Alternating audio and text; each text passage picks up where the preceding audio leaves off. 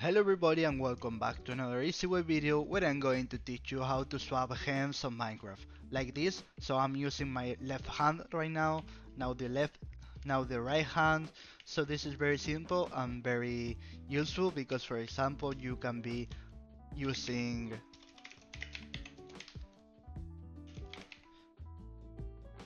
a torch in your in your left hand, and you can use other things on your right hand, for example for mining or whatever.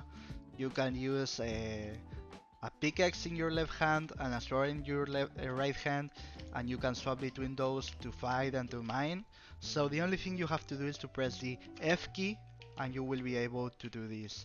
So if this video was useful for you and helped in some way, please ensure to comment, like, subscribe, press the bell in the subscription button, and check for my other videos. So this is it, easy way, and see you next time. Goodbye.